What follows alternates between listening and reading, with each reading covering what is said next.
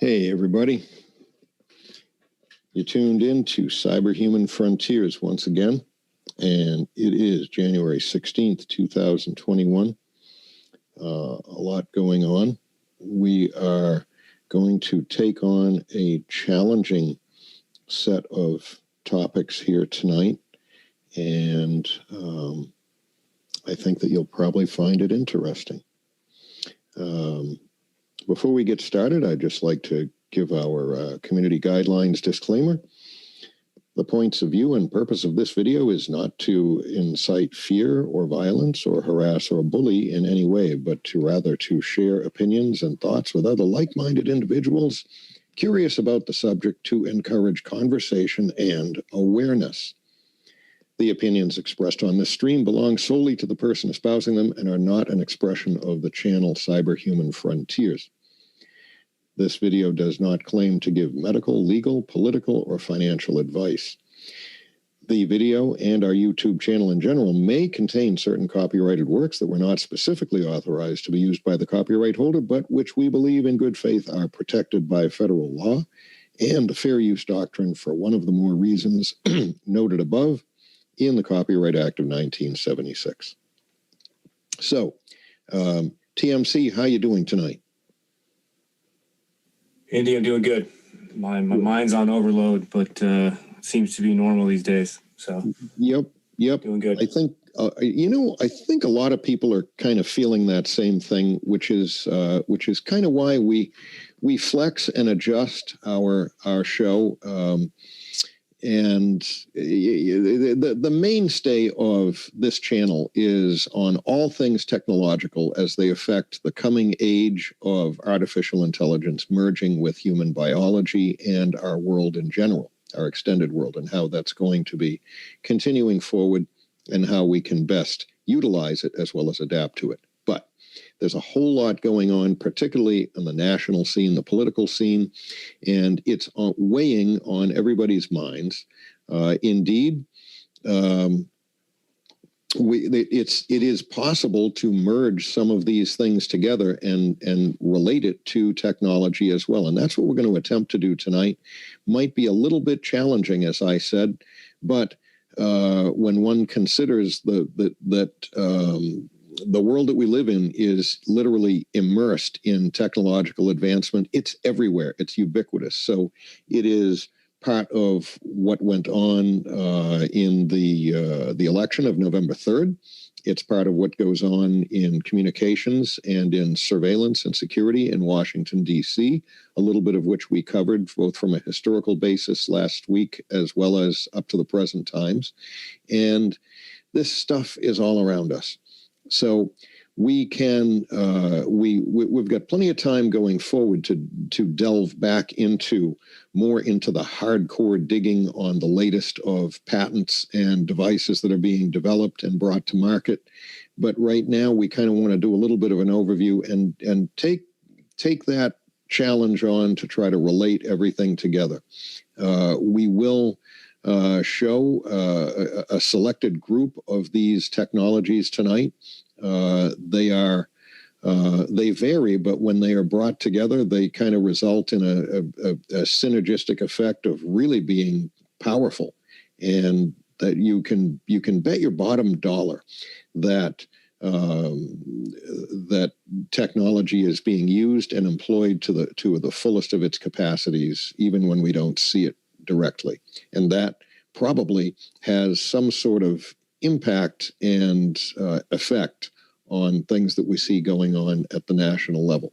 As for exactly how that happens, that's where everybody that wants to join in the discussion can put their theories up and their thoughts. And we're going to try to figure all this out because it's all related. So we do have a kind of a perfect example of what's going on with heightened security right now at the nation's capital, with much of the attention of the world being focused on current events there. If we're lucky and we get to the point where we've done a kind of a good treatment of that, then we will move further into our evaluation of artificial intelligence, more generally speaking. But I'm not quite so sure that we'll get exactly that far, but we're hoping. So there really is a lot to cover in this installment, and please feel free to join in with us. And you'll see on the bottom scroll of the screen, you will see TMC's expanding repository of information related to our cyberhuman future. It can be found at https://humaninternet.org. TMC is building something really a great reference library, as well as being very current. He updates it all the time. So anyway, that being said, I think what we're going to do is we're going to start off with, I've got a number of tabs loaded here that show what is going on at the nation's capital right now. And we've seen the use of, or that we've seen the converging of a whole lot of armed and military forces there for the purpose of security, surveillance, and maintaining law and order. I would assume. We don't know, but we assume this, and I think many of us are guessing and wondering exactly what that's all about. So let me get this share up here and see exactly what this is. It's a, oh, hang on, you'll see it for yourself in just a second. I'm not going to enable the sound on it because then my microphone echoes on me, and it's rather annoying. And then I hear two of me, which is worse than me hearing only one of me. So this is found on Right Side Broadcasting's YouTube channel. And I will just hit the play button here and mute the audio. And we'll see a little bit of what's going on. And I'm assuming that most people are aware that there's been a whole lot of heightened security, a whole lot of people being brought in for this purpose since the events of January 6th. And we're seeing fencing, and we're seeing troops, and we're seeing equipment, and we're seeing people staying on top of the situation. And I wanted to see the sign on the side of that truck, but I couldn't quite make it out. The camera panned away just a little too fast. And we want to thank Right Side Broadcasting. We don't have their express permission to rebroadcast this, but I don't know that they'd mind. It's helping to propagate the work that they do. You can certainly feel free to go and browse to their channel if you should want to watch it further. They do quite a bit. So that's what we're seeing there. We can probably even go forward a little bit here. So when we look at this, what does this all mean? TMC, in retrospect, looking at what the current narrative relative to the election and the events of January 6th were, we would be made to believe that there had been an overwhelming win on the part of Joe Biden and the Democratic Party, and that it was pretty much a done deal. That's what we're led to believe. And under those conditions, do you think that this is just a kind of a precautionary thing, that there's so much security? Because it would seem that if we listen to the narrative, it's just a done deal. Now the inauguration comes up and that's the end of it. Or is there something else going on that maybe we don't know? And I'm going to skip ahead a little bit to look at other scenes on this video while we're talking. It kind of perplexes me a little bit, because we just have just a whole lot of people, a whole lot of resources brought in on this thing. So technology, keeping that in mind in the back of our minds, it's all around.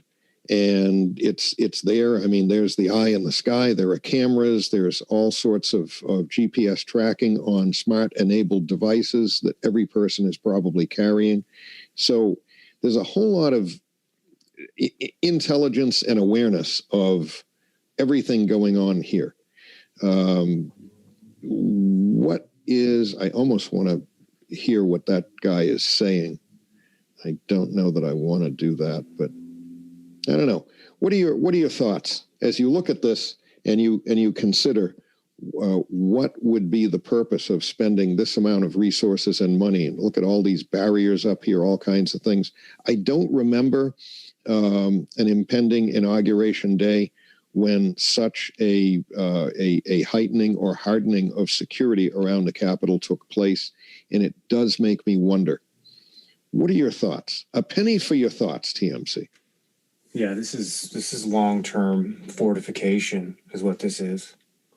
Oh. Long-term. I think it's long-term fortification. And in other words, it's going to persist.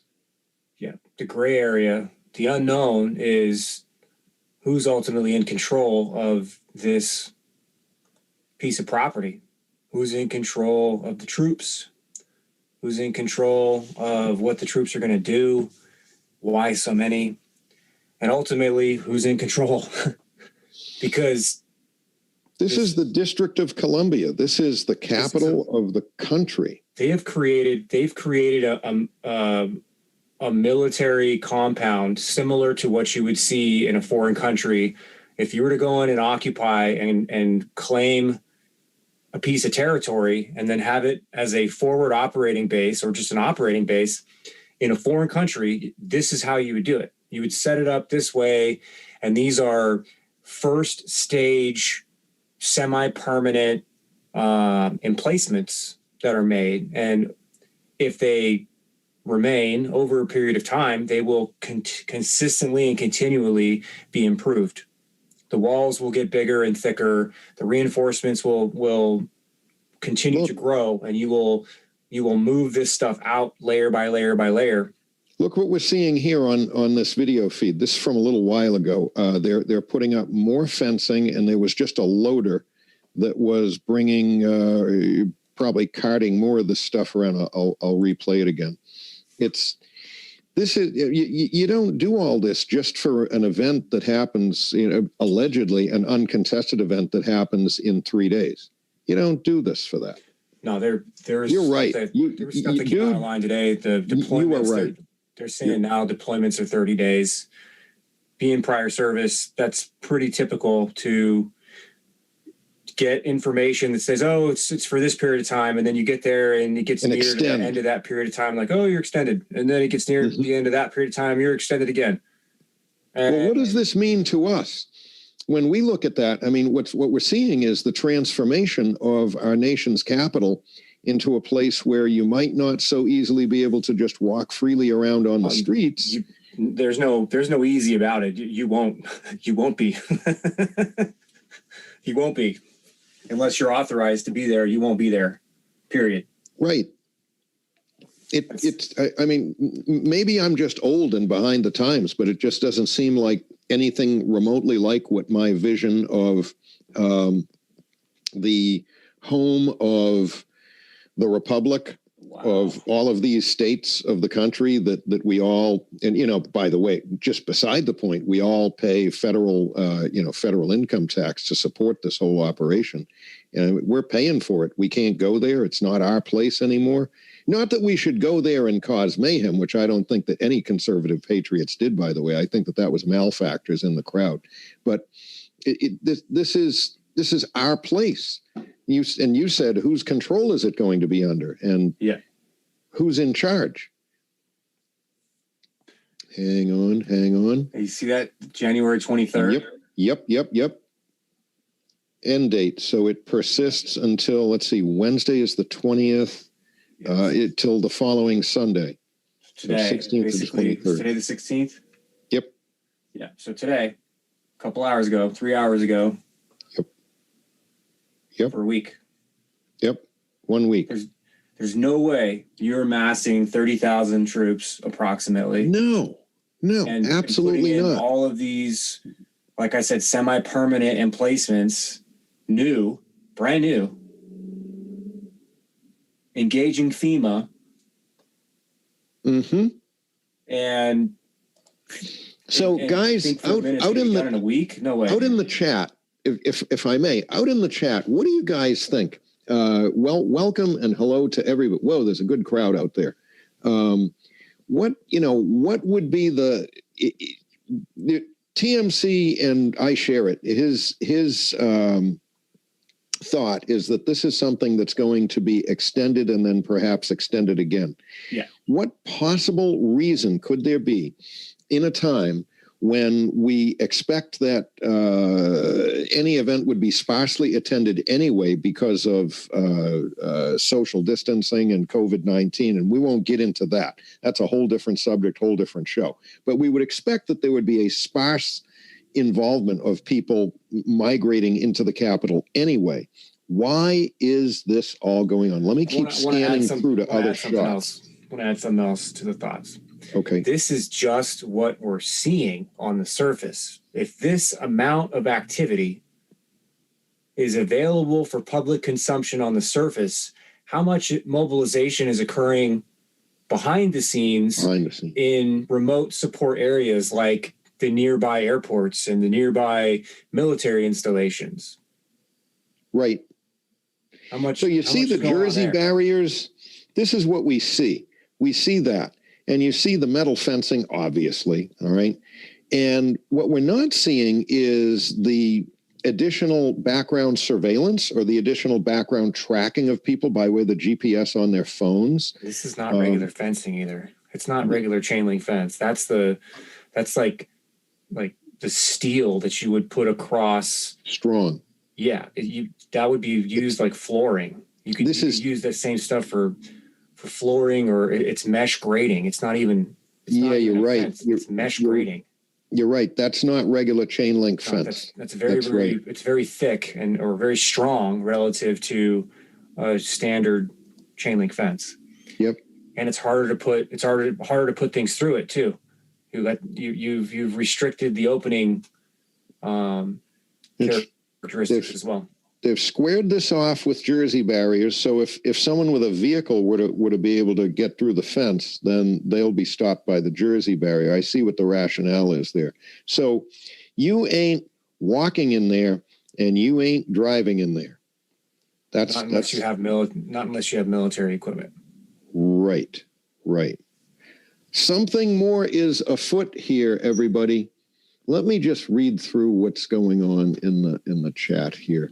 We want you all involved in this. While you're doing that, I'm gonna steal share real quick. Oh, please do. And I want to bring up.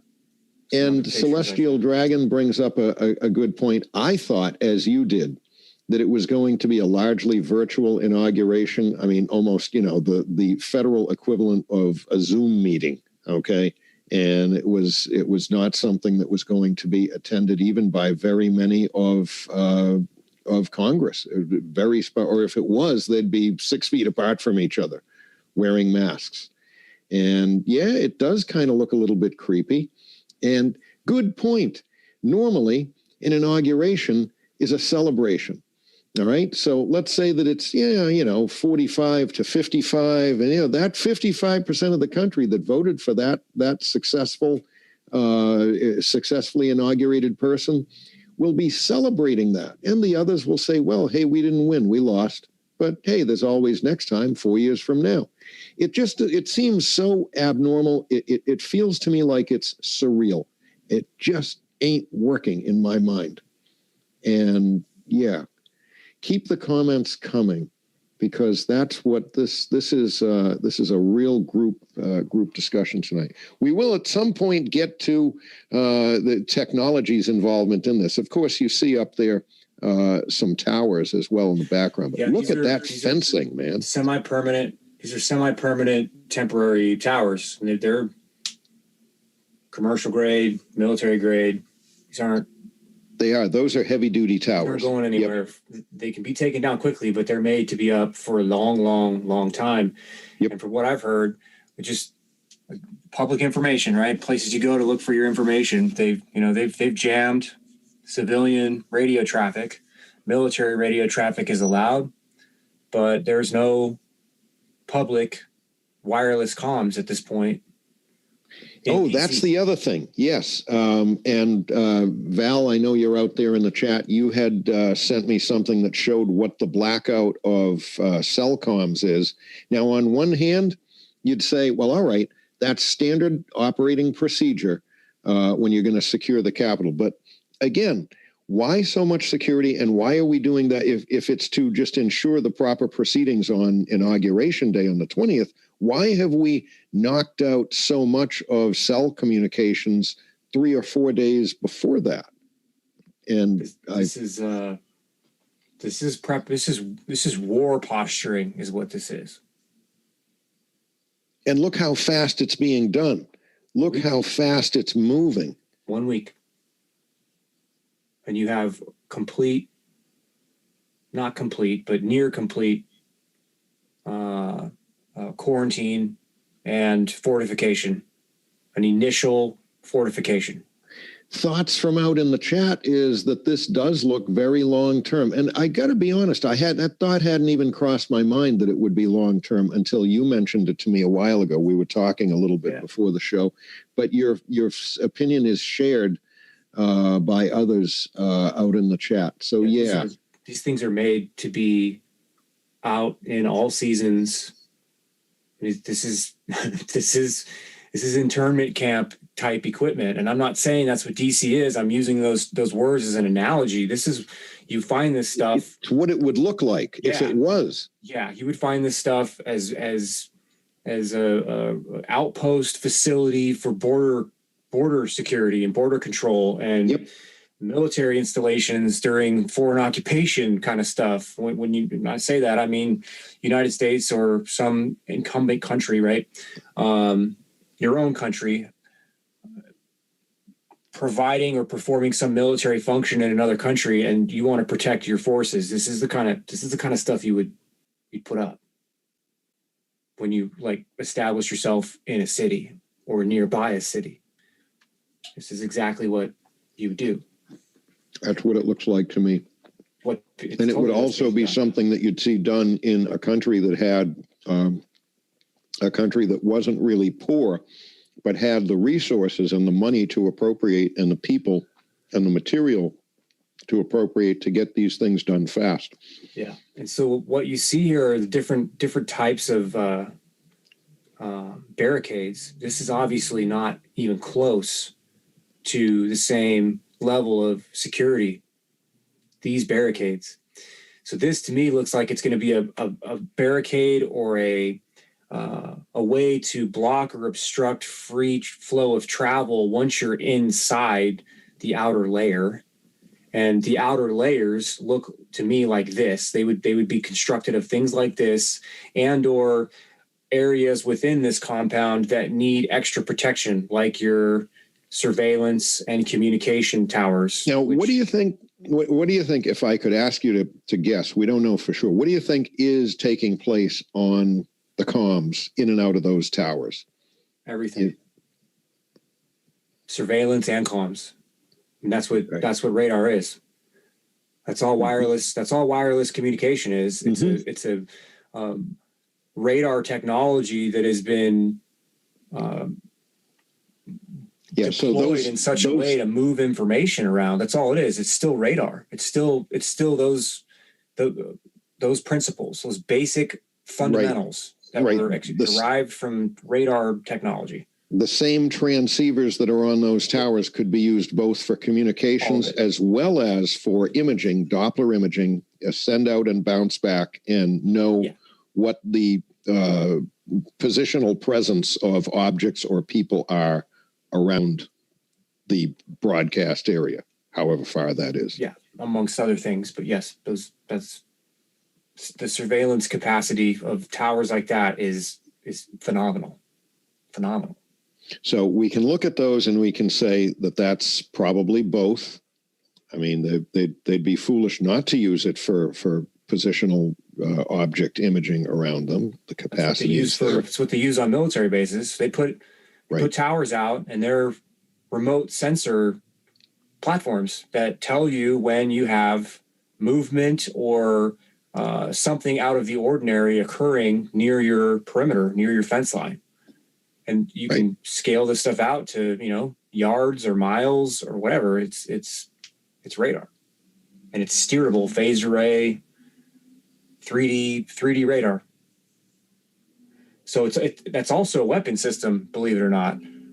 You're not gonna hear that from a lot of places, but you're looking at a weapon system there too. They can use those things and concentrate energy at distance just as much as they can use it to ping or bounce stuff off of objects, electromagnetic energy off of objects, to get a Doppler or to get a range measurement. They can use this stuff for offensive applications as well. Crowd control. These would be able to facilitate pacification or crowd control. Yep. And I could show you some concepts of that real quickly. We won't get too far into them. Before you do that, let me give you another couple of shots from what I had of what we were looking at before. There's just a few other areas of DC. So if you take a close look here, you see rows of these people barriers. So these metal things right here where my mouse pointer is going, these wouldn't stop cars.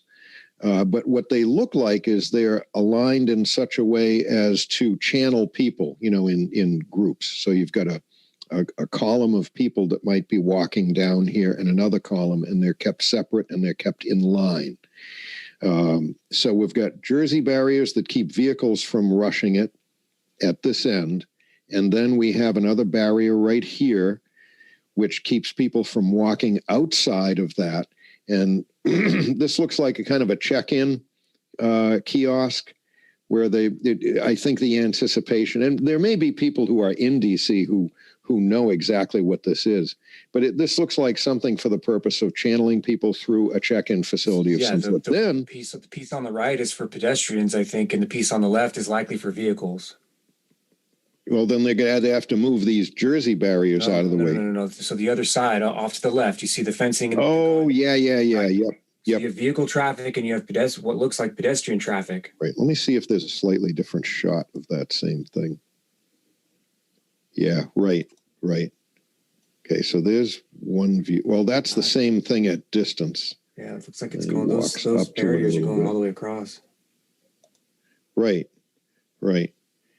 And then, of course, that's boundaried by the larger fence, the higher fence, which I think is designed to keep people from getting to those buildings or something. I don't know. They got just one heck of a lot of fencing around here, guys. And you don't do this for no reason at all. There's an outside view of it. So we've got sidewalk here, and then we're looking through. That is some good heavy-duty fencing. Yep, very tight mesh. And let's see what other views we have here. I think I'm going to see more of a close-up of the type of fencing. That's a strong mesh on those things. Yeah, that's the stuff you'd put on floors in like a manufacturing plant. Yep. Expensive, and somehow, one way or another, our tax dollars paid for it.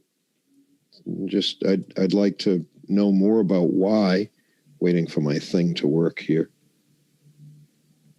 Let's see. Let me let it play. It'll probably run. There we go.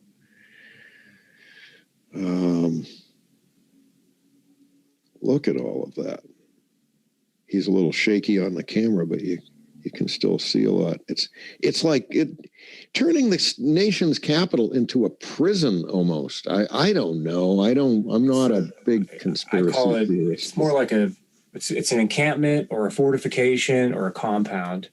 The military has claimed this territory is basically what this is. This is a military controlled territory at this point. That is what this says. Do not come in here. Period. Right. Unless you have a badge and proper credentials, you are not coming in here. Okay. Well, what else? I pulled that down. What else are you thinking? Yeah, they sure look like real fences. High Powder, how you doing? In comments there, they've done these setups all over town for people to go through, channeling them just like as you're filing through a line at the airport, going through security. Very few will be allowed close, and through those monitors, they have a good reason to be there and have to prove it. Yes, right, they'd have to have credentials. Right.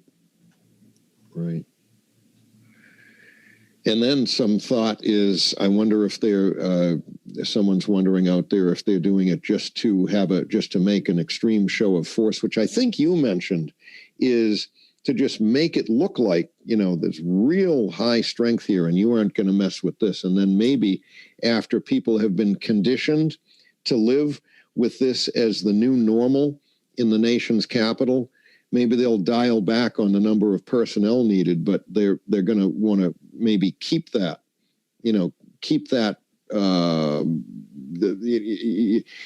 keep the impression of extreme security, and you aren't getting through. It's for controlling people. I don't. Industrial mesh comes in panels. Yep. Frogoletto, welcome to the group there.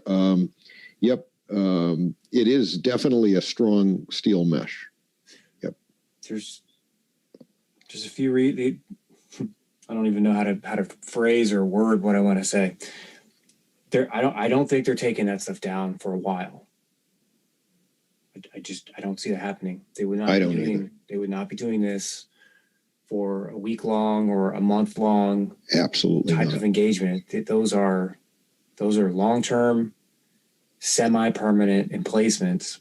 So it means a few things. You're going to keep people in, or you're going to keep people out. And then you have to try to calculate, why. Is it an economic event that's upcoming? Is it legislation upcoming that's going to be disruptive that people are going to not necessarily like? Is there a civil conflict coming? Is there a foreign entanglement conflict coming? Are we going to be invaded? I mean, and I'm just spitballing here. When you look at the magnitude of what it is that's being done at the nation's capital, it's unprecedented. It's totally unprecedented, and I don't know why. It begs the question why. Exactly right. That's all it is. It begs the question why. That's a beautiful picture. Can you scale that a little better? Trying. Because I think I have that somewhere too, if you can't. What I can do is I can increase the resolution to 720p. That'll make it come in a little better. And I think I have that somewhere. Okay. That's, if you've got this is about as good as I can get this one, but okay. I'm not seeing it. It's I saw it. Millie Weaver tweeted it out, and I don't know how long ago. It was a day or two ago.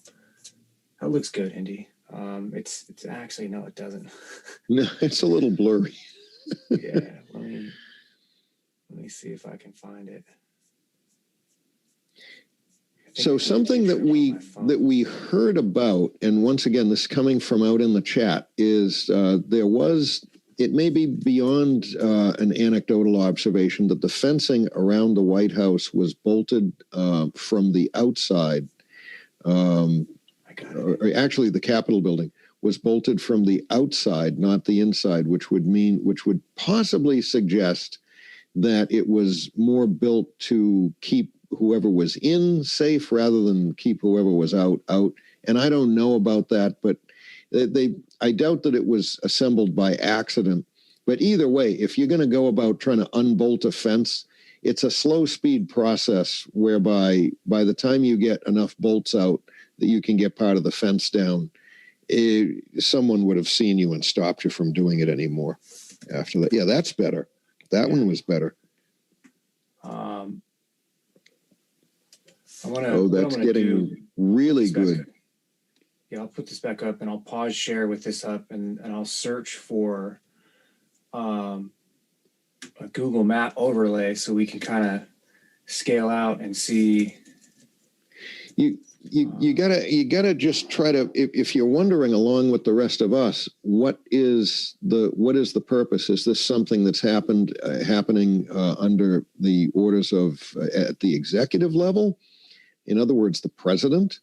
Or is this something that's happening by other means with the Capitol Police orchestrating contractors to put up all this fencing? I don't know who's doing what, and all this is bothering a lot of us. We do not know why this is all happening. But it's not happening by accident. So now we have got to ask that question, why? We know what's going on.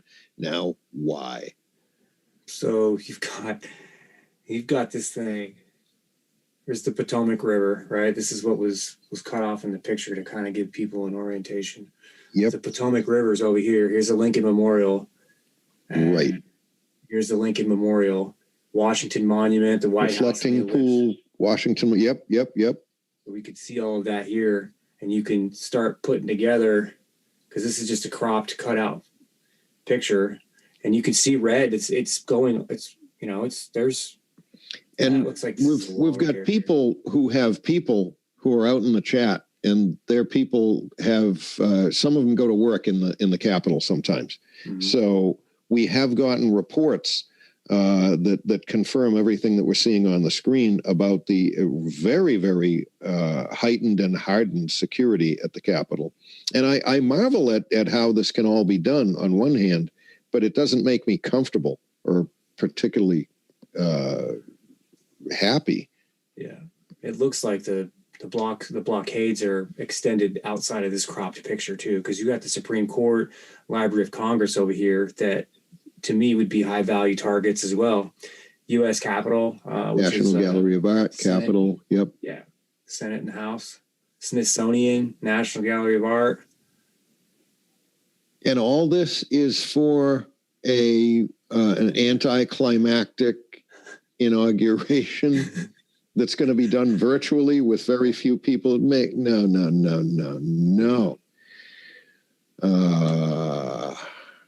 So here's the piece that's interesting to me. You've got this little area here that's blocked off for all intents and purposes, right? Right. Yep. This area, but you have the rest of DC that is not.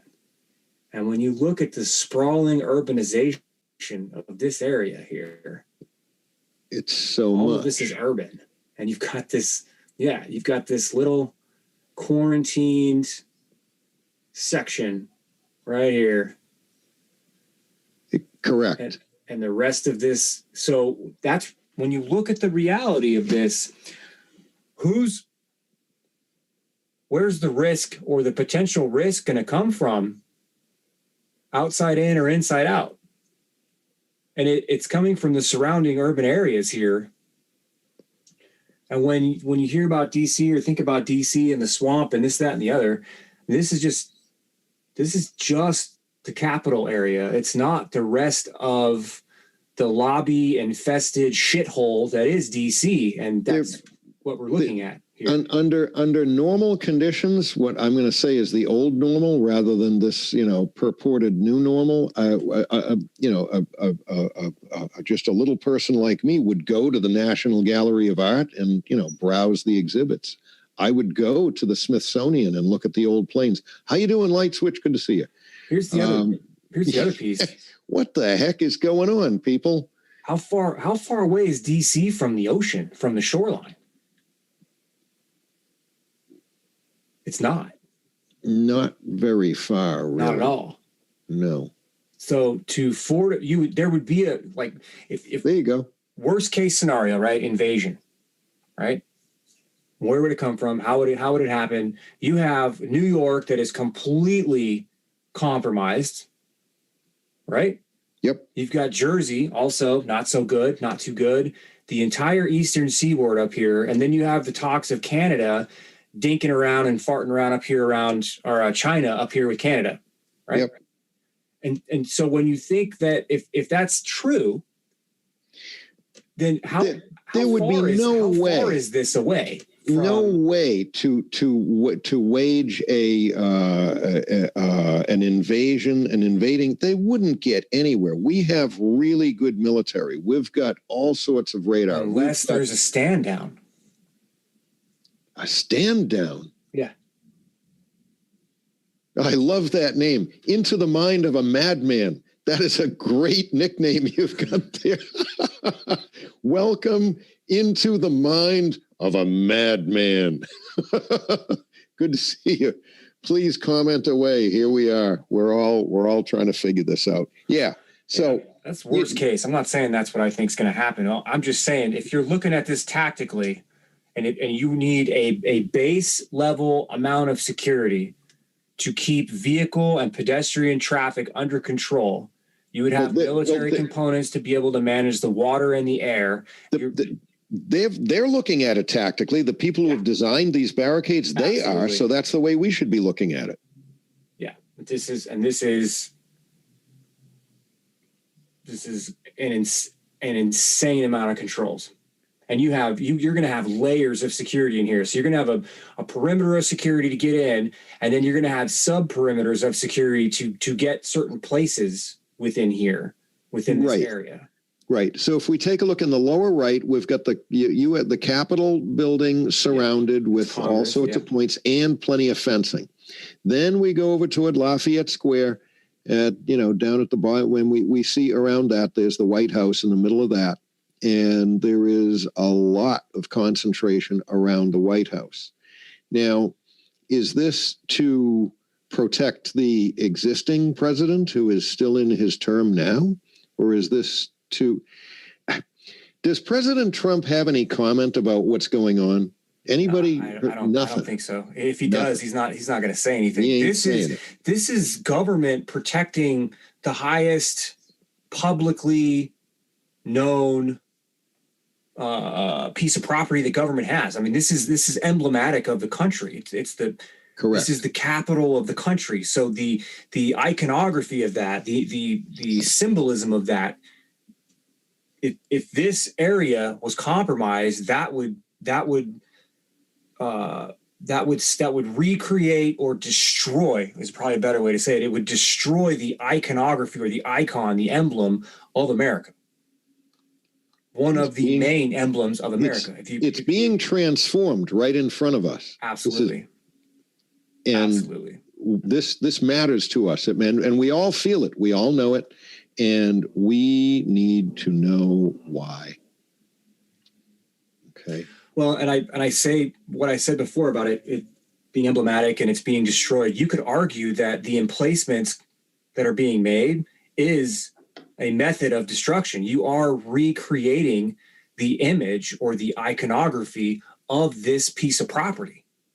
Right. Currently, it is being changed. Right. So you can argue it one way versus the other.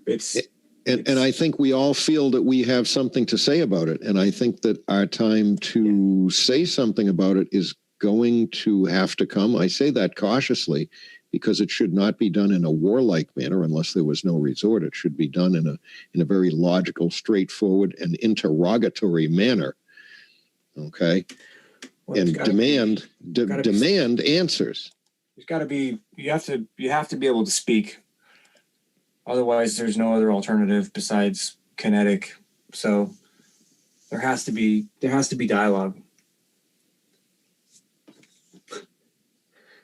Yeah. Military chopper with a guy hanging out the side. Yep. He's looking right out there. Yeah. Looks like I don't know. We've seen so much change in a very short time. How do you manage? And then just the perfect storm of having, all of this COVID distancing and everything else, and combine that with that being a justification for having a whole lot of mail-in ballots at an election. And then, a whole lot of evidence of some sort of, I'm just going to say, inaccuracy in the counts and in the tallies. And then we get stuff like this, this is the new norm. Look at this guy. This is not going to be our future forever, is it? We can't have this. We can't let this stand. We have people who track military flights and track flights of all order, by the way, and they watch these things all the time. And there's been some, there's certainly been heightened activity of air traffic to certain areas.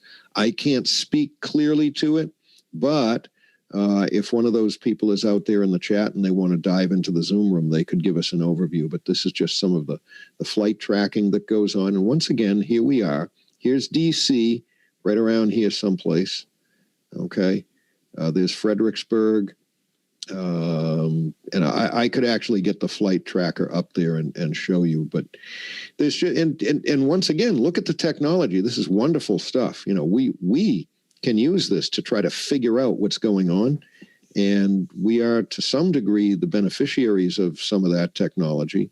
At the same time, some other people using it are, I got to tell you, I will never get used to this appearance of a person speaking.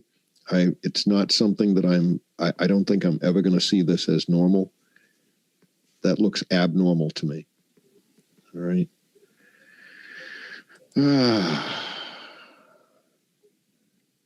I'll let this roll a little bit. Putting our masks on. I'm not even sure what we're looking at here, but it's generally on the topic. It's all about the topic of lockdowns. I don't really want to play it because they're long and you got to listen to people drone on for a long time. We kind of want to cover an assessment of everything going on here. Yeah.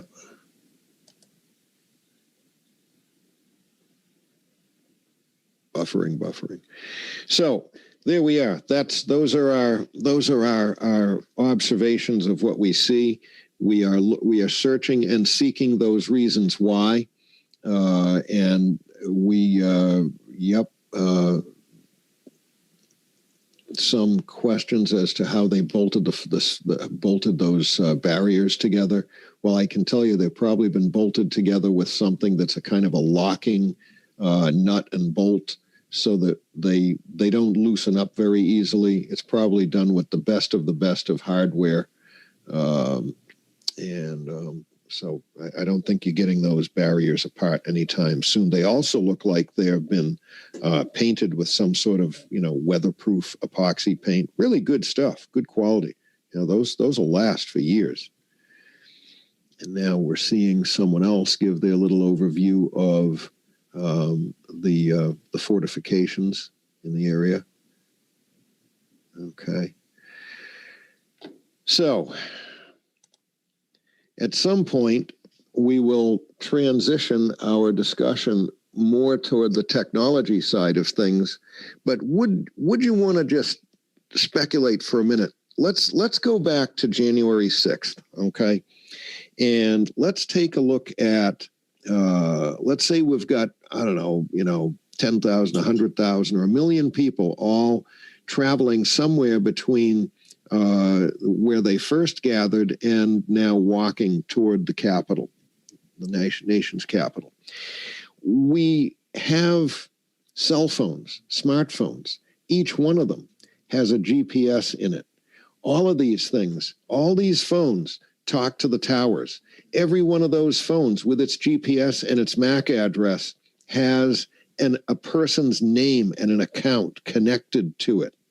So if you follow where I'm going, by way of all of the existing technology, it is knowable that the name of a person and their identity is knowable probably within just a couple of feet of where they are as they walk from first place of gathering to the nation's capital. All this is known. It's all there somewhere. So it would be possible to know if there was a whole group of people that came in from somewhere else and they're from nowhere near DC.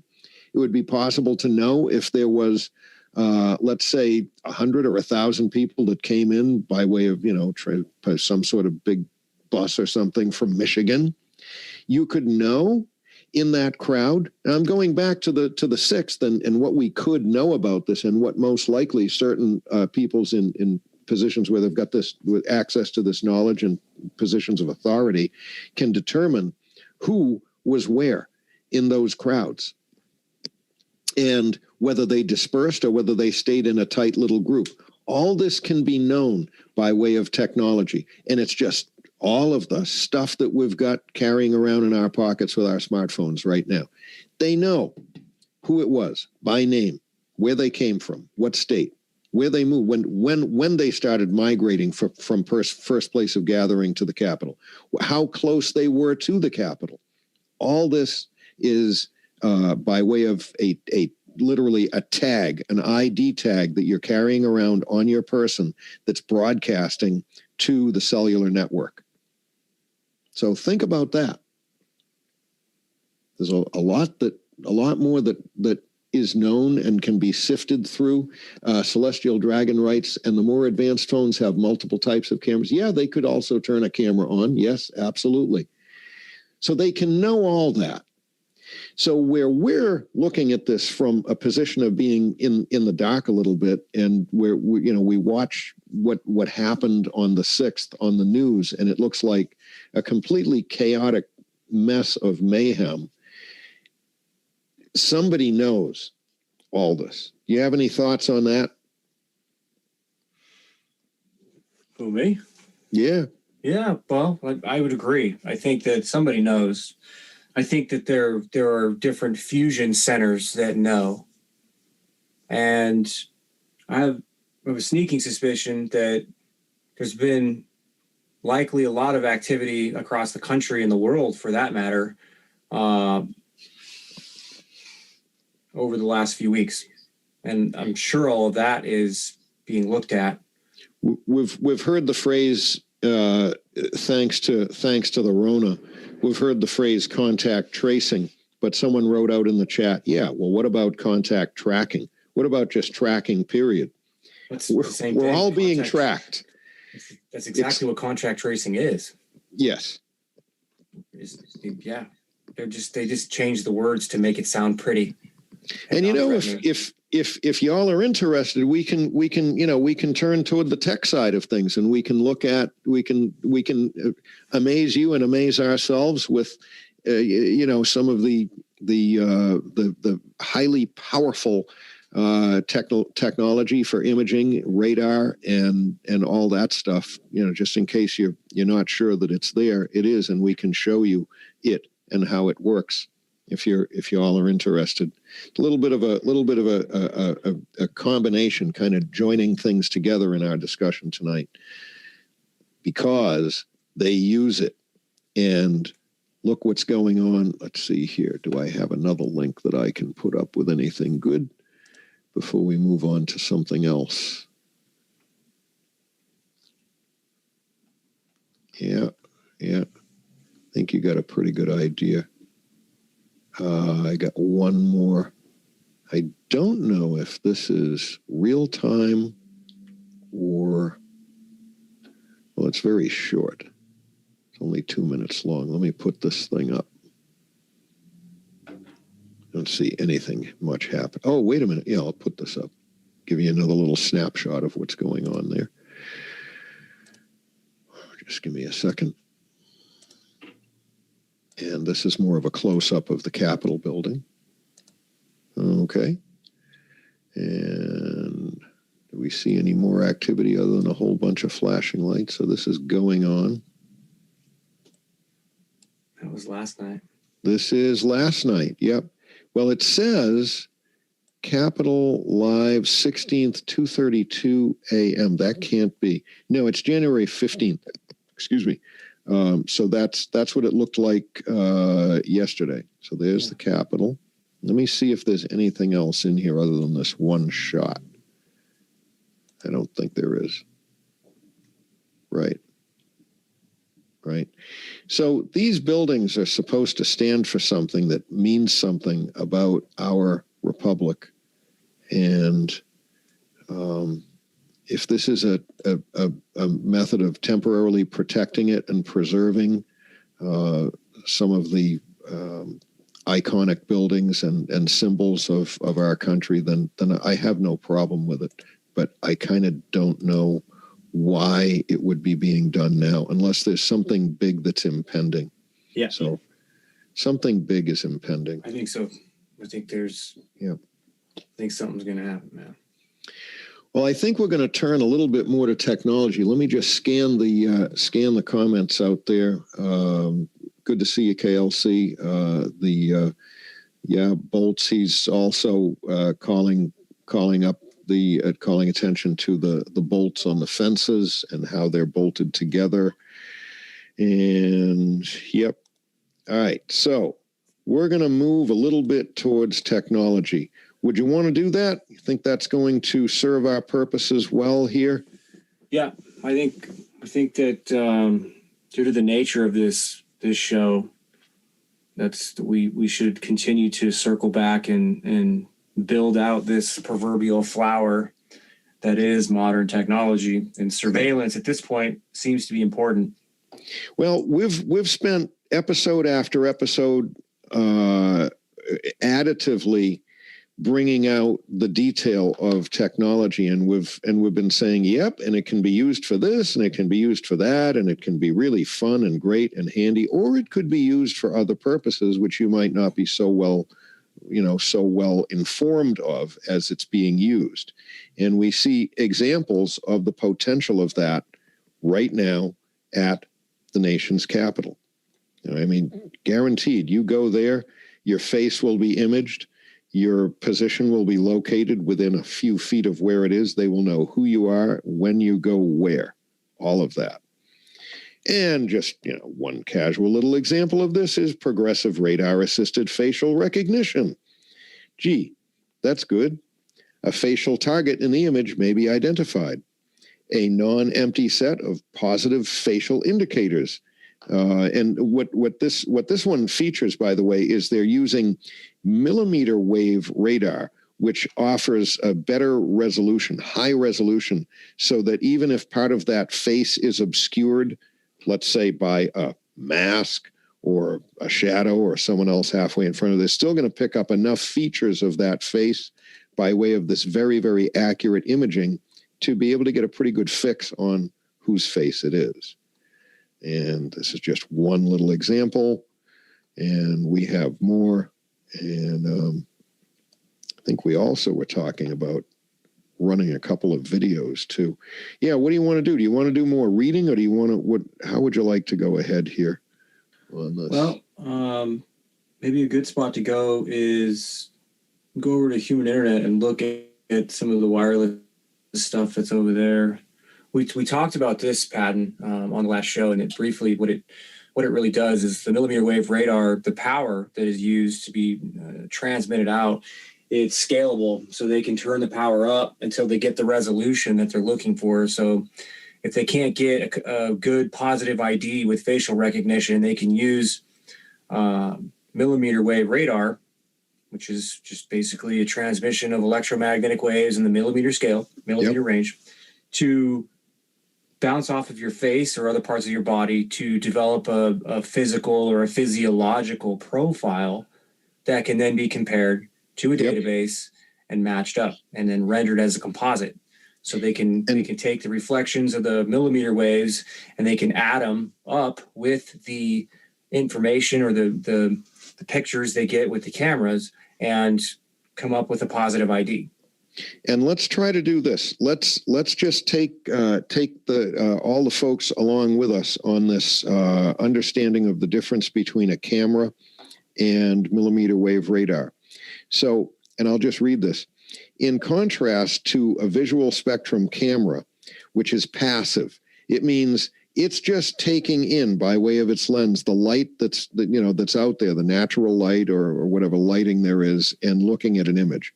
Whereas millimeter wave radar is sending out actively photons, and then it's recording the reflections of what comes back. So it's different. A camera is passive. It only sees what's been illuminated from the outside. So this is active and steerable.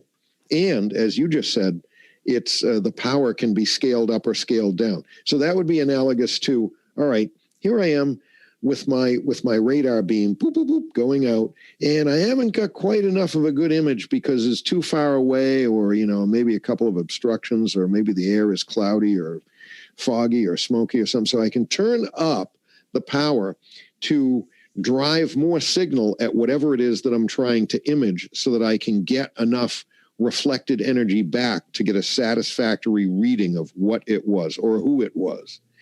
And that's what they call active, beaming energy out and looking at what's coming back. Much different from just a plain camera. And I mean, now what devices will this millimeter wave radar be present in, TMC? Over to you, as I think you've said already. Cell towers. This is in anything that emits electromagnetic energy in the millimeter wave scale has the capability to do this. Right. So if you have a device that can, including your newest version of your home router, will probably be able to do this. Router, cell phone, computer, tablet, it doesn't matter. Thermostat, anything now that's going to hook up to the newer Wi-Fi networks has a transceiver, an antenna, and a receiver. It's in one antenna or multiple antennas. It's typically how they come in 2x2s or 2x4s or 4x4s, 8x8s, antenna stacks that are able to send and receive millimeter wave and other frequencies. And if they can do that, they can run software that would be able to take those transmission characteristics and the reflected characteristics, and they would be able to do this anywhere. Any device potentially has the ability to do this if it's tied into the cloud or tied into another device that has the software and the processing capabilities. Because these devices are going to be everywhere. They're already halfway everywhere already. They already are. Yep. They're already deployed. All right. Well, let me take this one down. We did cover this a little bit. It gives, just to give everybody an idea of this stuff. Let me pull that down and we'll go find something else. Or it's dealer's choice for you also if you've got something you want to throw up. I can take share for a minute if you want. Hey, got it. You got it. Let me see. I think it was this browser. Yeah. It'd be fun to take a look at a couple of videos too at some point. We won't run any really long thing, but we can do that. So we looked at these last show, this Doppler Wi-Fi to be able to understand where you are and what you're doing in a home environment using your Wi-Fi, and then understanding your emotions, right? Happy, sad, irritated, sleepy, tired. Yep. Whatever, right? Based on your physiology and the readback it's getting. Yep. With your Wi-Fi. Yep. So there's ultra wideband Wi-Fi and there's traditional Wi-Fi, but there's a lot of things this stuff can do. They can count crowds with Wi-Fi. I'll just show you these real quick. The other one that I sent you? The other link that I sent you about what China will do? I don't know if we want to go there. That's pretty darn scary. We could. So it says here basically that research of wireless sensing has achieved more intelligent results. Sensing human location and activity can be realized by means of Wi-Fi devices. And what it talks about here is looking at and using deep learning, convolutional neural networks, and other components to be able to deal with the massive amounts of data and make sense of all of the Wi-Fi signaling, all the electromagnetic signals that are running around. And they can actually use it to count people, right? So meanwhile, by amendment, the mechanism of this activity recognition model to judge getting the variance of crowd. To amend the deep learning predicted results, the accuracy is up to 90%. I think that's what it says. It cuts off here. We can read the full text, but then we're going to get lost in the weeds here. But they have different names for this stuff. So you can take a document like this, for example, and look for terms in here like Wi-Fi EFROG and search that and get into the real specific nuances of whatever college, whatever research group did.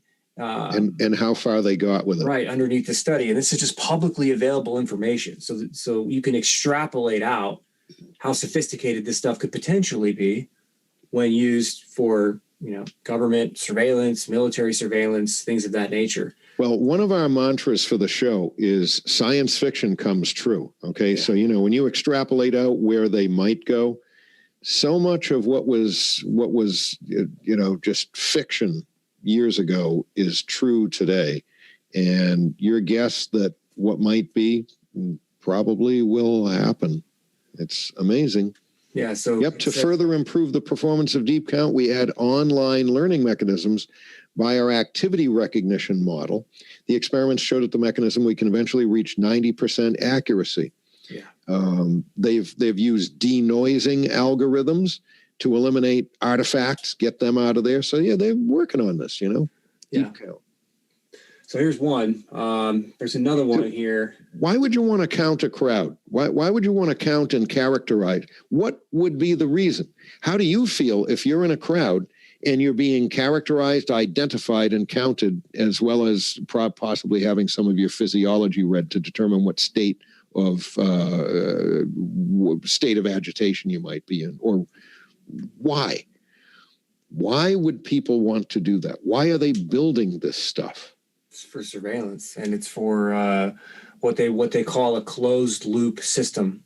There can't be any other reason other than surveillance. That's my thing. There is other reasons. There's other reasons. Well, if it's you in the doctor's office, all right, and they want to speed up the diagnostic process, so we put you in the chair and then we scan you with the thing, and it says, okay, you know, blood pressure, heart rate, blah, blah, all that stuff. That's one thing. But if you're in a crowd, it means that you want to be out somewhere just doing your own thing. Why do you need to be characterized, profiled, tracked, identified, and observed to that extent? It's just the first part of the loop. It's a brave new world, guys. It's the first part of the loop. The second part is to insert a stimuli and then be able to read the change or the variation once that stimuli has been applied. Right. To then continue that stimuli or modify the stimuli until the intended desired effect is achieved. A closed loop system. So you have to be able to read and understand first. And then send back out. That's what you mean by closed loop. Closed loop would be able to, so you can send a stimuli and you can read and understand what that stimuli is doing so that you can then continue that stimuli or make a change to the stimuli in order to achieve a desired effect. That would be a closed loop. Yep. So you look at OODA loop, like the OODA loop. Observe, orient, decide, act, loop. OODA, OODA loop. Observe, orient, decide, act, loop. That's a closed loop, full feedback system that's taught to military personnel and others in order to consistently and repetitiously and efficiently assess the situation, whatever the situation is, to be able to move forward with intent to an achievable goal. And it's a closed loop system. Observe, orient, decide, act, and loop back around. Once you act, you have to observe and orient what those actions did to affect the environment before you can make your next decision to then take an action. And then you have to loop back around to observe and orient what your action did to affect the environment, to then make a decision, to then take a further action. And you loop around and you do this over and over and over again. The same is true with this.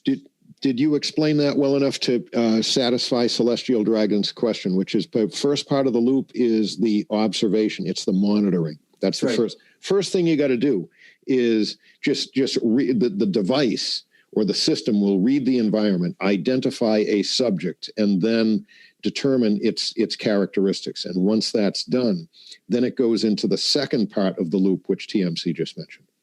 Yeah, actually, and they'll try to normalize this too. All right, you know, Kellogg's will come up with a cereal named OODA Loops to try to make people think, oh, it's great. It's just, it's normal, right? Yeah. Here's through wall human pose estimation using radio signals, and there's actually a video on this.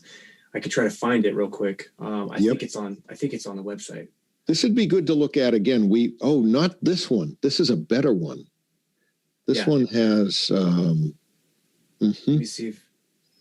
I've never seen this particular one. We did run one similar to this. I think it was maybe about a month and a half ago. Yeah, there is here. I have to drop share real fast to make sure my sound is enabled. But there's a video here that illustrates through wall sensing, it's very, very well done. And we'll watch the Y key too to kind of show you just how sensitive wireless surveillance technology really is. So here's this one. And that's a big theme for Dear fellow scholars. Go ahead. I'm sorry. Yeah. Go ahead. No, say what you're going to say. That's a big theme for our show tonight. You know, we're talking about surveillance. We're talking about control. We're seeing whatever they're doing in the nation's capital. And we're now looking at the technologies that are so totally able to do this and getting better and better every day. Go on. So I'm sorry. I didn't want to interrupt your running video. Here we go. This is 2-Minute Papers with Károly Zsolnai Fehér. Pose estimation is an interesting area of research where we typically have a few images or video footage of humans, and we automatically try to extract the pose a person was taking. In short, the input is one or more photo, and the output is typically a skeleton of the person. So, what is this good for? A lot of things. For instance, we can use these skeletons to cheaply transfer the gestures of a human onto a virtual character, fall detection for the elderly, analyzing the motion of athletes, and many, many others. This work showcases a neural network that measures how the Wi-Fi radio signals bounce around in the room and reflect off of the human body, and from these murky waves, it estimates where we are. Not only that, but it is also accurate enough to tell us our pose. As you see here, as the Wi-Fi signal also traverses in the dark, this pose estimation works really well in poor lighting conditions. That is a remarkable feat. But now, hold on to your papers because that's nothing compared to what you are about to see now. Have a look here. We know that Wi-Fi signals go through walls. So, perhaps this means that can't be true, right? It tracks the pose of this human as he enters the room, and now, as he disappears, look, the algorithm still knows where he is. That's right, this means that it can also detect our pose through walls. What kind of wizardry is that? Now, note that this technique doesn't look at the video feed we are now looking at. It is there for us for visual reference. It is also quite remarkable that the signal being sent out is 1,000 times weaker than an actual Wi-Fi signal, and it can also detect multiple humans. This is not much of a problem with color images because we can clearly see everyone in an image, but the radio signals are much more difficult to read when they reflect off of multiple bodies in the scene. The whole technique works through using a teacher-student network structure. The teacher is a standard pose estimation neural network that looks at a color image and predicts the pose of the humans therein. So far, so good. Nothing new here. However, there is a student network that looks at the correct decisions of the teacher but has the radio signal as an input instead. As a result, it will learn what the different radio signal distributions mean and how they relate to human positions and poses. As the name says, the teacher shows the student neural network the correct results, and the student learns how to... Okay, so if you take a look at that diagram, the two things in the lower left, which are the dark, deep blue, what they do is they come up with an XY axis. The vertical RF encoder is just to the right of one of those blue things, and you know what I'm pointing at there, TMC. And then we have the horizontal one. So we've created an XY axis. And then once we've encoded that, those are combined together. And then he's going to go on, and what they do is they send out, and then they decode what they're getting back. And since they know what they sent out by encoding, then they're going to know what it has done to influence either the X or the Y component so that they can successfully decode it and know what the position and the pose, as he calls it, the pose of the person was. Yeah, so the training, the way they're just describing what they did in this paper, right? So this is not exclusively how this is done. Okay. So you can take the fundamentals from this and scale it up to something like what Facebook or Amazon or Microsoft or IBM or the government and a subsidiary or affiliate contract would be able to do with something like a whole bunch of cameras and a whole bunch of antennas. So the teacher that they were talking about is a camera. The camera is able to see and understand a person, a face, shoulders, hands, watching them move around in real space. Simultaneously, these students are just Wi-Fi signals or electromagnetic waves that are transmitted out, and they understand an X vertex and a Y vertex, horizontal versus vertical. In this basic example, the system then relates the two. They learn what the pose orientation is and associate what's going on with the camera that already has known, provable, very, very accurate software, and they use that as a training mechanism so that the radio waves can do it without the camera with just as good accuracy. Exactly. And be able to render an image just as good as in this case with the paper. Pose estimation. Are you standing? Are you sitting? Are you reaching? Are you leaning? Are you squatting? Are you laying down? Is your arm out? If so, which one? Isn't that ingenious how they do that? It is. They pick up a visual sample, and then they use that to train the EM, the electromagnetics. Yeah. Well, they're training software, really. They're training another AI, another algorithm. It's this is machine. This is like machine learning and AI training AI, basically. Is a way to conceptualize this. So you have a camera that software is running the camera, and that software is able to understand that the light coming into that camera is a person, and that the person is doing something. It's cataloging whatever is coming through that camera. Right. And it's logging it. Yep. Right. Good word. So that software then is used as an example and a compare and contrast kind of a way for other software that's running or sitting behind antennas. The antennas are emitting electromagnetic waves, and they are matching up the two pieces of software, so to speak, basic. They're matching up the software so that the radio wave driving software learns to have a similar database, if you will, to the actual object, to the actual visual object, so that when you finally lose the visual part and someone walks behind the wall, the visual doesn't work anymore, but the electromagnetics see through the wall. This goes back to that progressive radar facial recognition pattern. This is how this would be done. Yes. Whereby you have somebody's face, and while you have their face, you would print it, you would map it, so to speak, with electromagnetic waves. So you would have that in a database so that if it was masked or behind some object or surface or material, you would have a reference to then begin to compare and contrast if you needed to identify them. Or if they were out somewhere and you didn't know who they were, you could identify them because you would have a database that would have their unique facial print. The original visual, that's right. So that gets back to what we were talking about the very, very precise mapping of, for example, facial characteristics. Not only would you know that it's just a person or a blob, but because of the original sample, which was done visually, which was done optically, you have already got, you know who it is. You know what their face looks like. You know whether they have a pimple on that face or not. You've got that level of accuracy. And that is all combined together with the electromagnetic read of that same face. Or body. Yeah. And so this is, again, this is just a video discussing this paper, and we'll finish it, and then we'll deviate real quick before we go to the next video, and I'll show you what this would look like at scale, how this would work at scale. Well, I'm still thinking of the crowds, because you could have a crowd of people, and all you need is better cameras or more of them to log more visual images. Nope. You wouldn't at all. You wouldn't? No. Chances are everyone in that crowd has a phone or has been around a camera with a transmitter nearby. Yep. There's already a database. Already logged. I guess we'll just go there now. Pentagon will move primary biometric systems to Amazon. And this is an example of how this stuff would scale. Biometric information, something like your face print, is a piece of biometric information. It is cataloged already. Mm-hmm.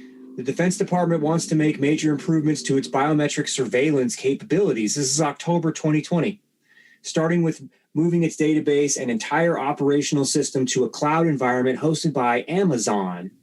The current automated biometric ID system, or ABIS, environment is split between Department of Defense owned on-premises systems and Amazon-hosted cloud backups. As part of a new pending solicitation, Department of Defense plans to move the main operational environment to the cloud and begin a set of major capability improvements. Now, the question is, what types of biometrics are they collecting? This article says the system contains biometric identifiers, including face, fingerprint, iris, and others, which could be everything else. In this case, it just says, and others. And it says it has it on more than 18 million people. Well, I'm willing to bet it's on, in America, about 350 million people. Okay, 18 million people, which they qualify and say most of whom are identified as enemy combatants. But this is up so above that it when says, you read the article, you don't feel like your others. privacy is being infringed. Yeah, right. In my opinion. It's my opinion as well. Because look at that phrase, I and others on more than 18 million people, most of whom are identified as any. But once you can do it on 18 million people, you can certainly do it on 180 million people too. And it's this idea of being able to scale. And if you have contracts with Amazon, you sure as hell are going to have contracts with Apple and Google and Microsoft and Samsung and everything else that's out there in our periphery. And so the way it works is that nice phone that you have that's, the latest and greatest, that you don't need to, scan some cryptic pattern on the keypad. You just let it look at your face. You're already sending them the data of exactly what you look like, and that will be cataloged. You're already you have a dossier, you have a profile. You have a profile. Yeah. You're with your iPhone. All right. And then, of course, Amazon is going to be in charge of maintaining that gigantic catalog of every single person on the planet. And it's for sale. And you just have to keep asking yourselves the question, why? There is nothing good that's going to come out of that. For me personally, if I have to unlock my phone by typing in a set of digits that I memorized, and it doesn't have to know what my face looks like, I'm perfectly fine with memorizing 7, 8, 9 digits and typing them in on my phone. I don't need to have myself logged. Yeah, this is the same Amazon that censored Parler, so we can see where their constitutionality or respect for it, where that really lies. Right. I want to read these next few paragraphs right here. The DoD, Department of Defense, wants to include new features that would store and mark results for people denied access to a military facility that can then be automatically matched against future submissions to prevent a persistent adversary from trying multiple locations in search for a weak point. Now think about that software and how that would be deployed in something like an airport. What about a bus station, a train station? What about a grocery store? What about at a traffic light? When you think about being put on a list and being denied something as a result of being on a list, this is just the Department of Defense. They're admitting in this article, they're stating in this article, this is one of the features that they're willing to admit to the public that they want to protect the military assets, right? If you're denied access on a military installation, your biometric information will be cataloged in association with your denial and the reasons thereof, so that if you go somewhere else and try to gain access to a secure facility, such as a military installation, you will be denied access instantly. So they don't have to continually reprocess the reasons why and do the investigations and the background checks. They are, in essence, put on a list. This is the kind of software that's being requested and delivered by companies like Amazon that censor groups like Parler. Let me just ask you a question. At what point is imaging your face or an image of yourself something that's being taken, like maybe from a private conversation or from a phone, video, or text pics, and it's like, did you ever know that was being cataloged? It's probably not being done legally. It's certainly not being done transparently, but it's basically stealing our physical identification of exactly what we look like and logging all of it. It's a violation of the Fourth Amendment. Your permission was never asked. No, but you're forced to give it in order to function in the modern world. That's right. In order to have quote unquote terms of service. That's right. Exactly right. That's the TOS. That's the thing with all that fine print that at the bottom of it you say, I can't read all this. That's forced coercion. It's forced coercion. So in a sense, you could argue entrapment. Should it be used against you, like being put on a list? You should be able to argue entrapment. But it's way too complex. Who are you gonna go against with your measly $5? You're gonna go after your cell phone provider. You're gonna go after the cell phone manufacturer. You're gonna go after the app that happened to capture it. If you could even find out which one was doing it at what time, are you gonna go after the web domain host? Are you gonna go after the cloud domain host? You're gonna go after them all at the same time. You're talking about going against trillions of dollars of monolithic. You just can't fuckery. Do it. Yep, monolithic. That's right. It's, to you, it's just a big black wall of where do I start? You can't fight that. Yeah. So it's a basic. It's a violation of the Fourth Amendment. Yeah, look at the other comment out there. What if someone has a precise silicone mask of your face, then commits crimes? They would be able to understand the difference between silicone and actual tissue.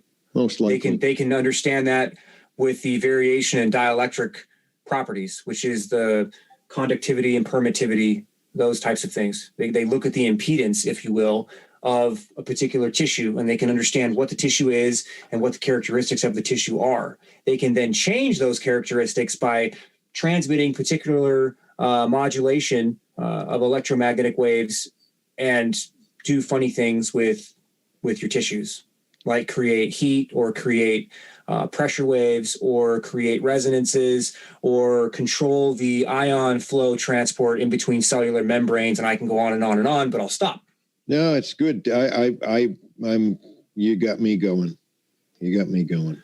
So the other paragraph I wanted to read before we go back to another video is the biggest lift will be moving all on-prem services that support DoD ABIS, which is their biometric information database, to an Impact Level 5 certified cloud environment, namely Amazon Web Service, and development of a web portal to provide access to the DoD biometric database from anywhere in the world.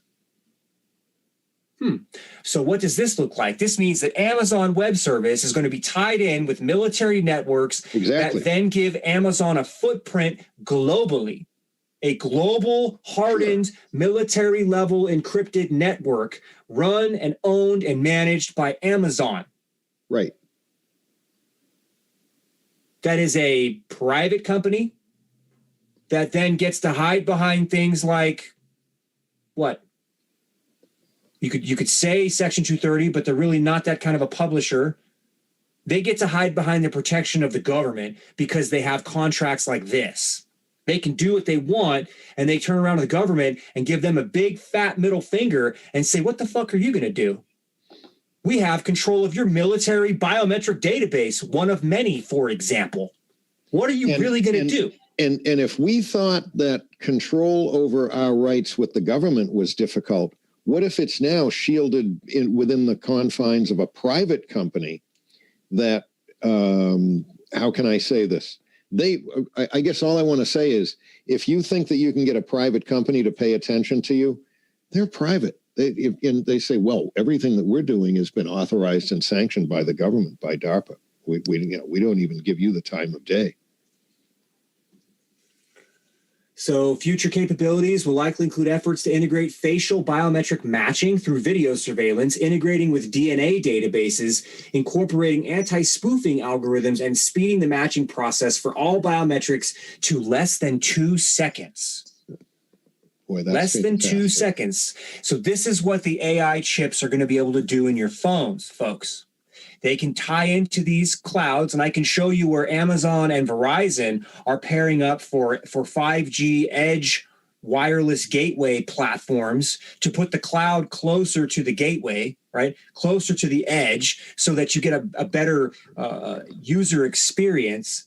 And something Faster. like an AI chips, right? Something like an AI chipset on your phone could potentially be tied into systems like this so that when the phone is around people, wherever that phone goes in the environment, it's able to catalog and identify people as fast as 2 seconds. Yep. Others, not just through the you. through the use of their sensors, proximity sensors, Right. as well as the antennas that project energy farther than a few feet, and the cameras and the lasers that are in there for depth perception. You have lasers in the front and the back of your phone for 3D spatial awareness, for cool things like Pokemon Go. But they're in every phone, whether you play this stupid game or not. Stupid game. Man. Yeah, dude, this stuff pisses me off. Anyway, let's watch how Wi-Fi can spy on you writing up your R&D thesis for a promotion, and then it just gets handed off to China because they're basically raping us. So check this out. In this video, we will be showing our Y-key keystroke recognition system. We show that recognizing micro gestures such as keystrokes is possible by using commodity Wi-Fi devices. Imagine using customized virtual printed keyboards which you can easily bring anywhere with you and reproduce anytime we want without incurring any additional costs. Our Wi-Key technology will allow realizing such virtual keyboards. Wi-Key needs two continuously communicating Wi-Fi transceivers. Look at For that. each keystroke, the hands and fingers of a user move in a certain direction and formation, creating a unique and consistent impact on the reflection patterns of Wi-Fi signals. After applying signal processing on the information extracted from different antenna streams, we can pause that extract for a and second. recognize keystrokes using machine learning and waveform matching techniques. Our research will be Okay, so there it was right there. That's an actual diagram of what your very next Wi-Fi router is going to be able to do. Your next. It's going to be able to know. streams. It's done, dude. It's going to be able to know whether your finger is 1 inch to the left or 1 inch to the right and which finger it was. And there's the diagram. Your phone can do this all by itself. Your laptop cannot do it all by itself. It said it needs 2 signal sources to send and receive. And they're showing you a diagram here implying that the signal sources need to be away from each other, and they don't. They can be in the same place. All you need is 2 signal sources. So if you have an antenna that can generate more than 1 signal at a time, one antenna can be 2 signal sources. If you have multiple antennas in a device, like all modern devices have for things like MIMO and beamforming, then your single device can do this. You don't need a Wi-Fi router and a computer. You just need a single consolidated device that is 5 years old. Can you guys see that? Can you see what he's talking about? TMC, you're right. You're right. There are already multiple antennas in your simple device like your smartphone. Yep. Yeah, there's many antennas in your phone. Many. Like 6. 6 is probably a minimum standard at this point. The cheap ones you get free with a plan are probably at 4, a 2x2. But a lot of basic baseline phones are 2x3s, and they're moving into 4x4s, and they're going to go as high as like 8x8 here with 5G. I mean, 8x8 stack is going to be pretty. I wouldn't even think that you would need 8 separate antennas in the phone to do all the possible imaging that they could possibly want to do to maximally invade our privacy. They want the 8x8 provides high resolution imaging, but for a consumer, what it's going to provide is a multi-gigabit connection. So you're that's how they sell it to you. Exactly. Right. You're going to get super high definition, 4K level, virtual reality, quality data streaming service. And in return, what you're going to do is pay a premium. And what you're really buying and paying for is only 10% approximately of what that system can actually do. That's right. Yep. What else is in here? The advances in technology, guys and gals, is utterly amazing, and it's here now. That guy just demonstrated what he can do with a Wi-Fi router and a piece of paper that shows you where to put your fingers on the desk. Yeah, so this is what's in your house. This is not what's been erected in the nation's capital. Along the perimeter behind reinforced fencing. Yes. This is just what you can buy at the store. And what you saw on those very tough looking stout antenna towers right next to the nation's capital is way more powerful than what we're talking about that can do what we were talking about doing. Yeah. Let me see if I can find it here. I think I put it in the likes. Yeah. This. Just your modern cell tower. Makes you wonder what those cell towers can really do, huh? You take a look at each one of those little modules on each one of those towers. There are going to be so many multi-band, ultra-wideband antennas on transmit and receive antennas on each one of those. You just take a look at how many wires are going into each one of those things, and that each one of those wires probably got a number of different radiating elements multiplexed onto it. Yeah, they're in strips. So they're it's going to be like let me see if I could show you. I'll leave this up for a minute and I'll search for. I don't know if we have an internal diagram of what one of those. We've seen it before. You've got one someplace. Phased array cell, no cover. You guys got to marvel at TMC. You know, I couldn't do this without him. He is a freaking genius with this stuff. So TMC, thanks. Here's some ideas. Here's some visual images, right? So phased array is this. You got these little elements that send out their own signature, and then these things interact with each other, and they can measure and understand how these waves that are transmitted from every one of these little square circle things. Right. They understand how these waves interact with each other, and then they can start doing really complex, fun stuff with them. But this would be something that you would see inside or behind your phone or behind one of these things. You open this thing up and you'll have something that's similar to a configuration like this. They come in many different flavors, but each one of these is a radiating element. And this is a 1, 2, 3, 4 by 1, 2, 3, 4. You've got 1, 2, 3, 4 by 1, 2, 3, 4. So you can do the math on that. 4 times 4 is 16 times 4. Which is what, 32 is 64? Or 16 times 16 if you look at the whole block. Very, very well. Right. A lot. Right. I wish I paid more attention to math class. Think of all of those waves coming out from unique locations and being able to overlap and then have the read back be interpreted. That's really high resolution. You can do stuff like this. So you can take and steer. You can steer out of each one of these things. You can steer this stuff, and what it looks like, it ends up coming out like a beam. And the more elements you have, the higher frequencies you have, the more narrow this beam gets. And we're at the point where they're shooting spotlight level radiation patterns around, and they're invisible. You won't see them. But it's not this giant cloud anymore.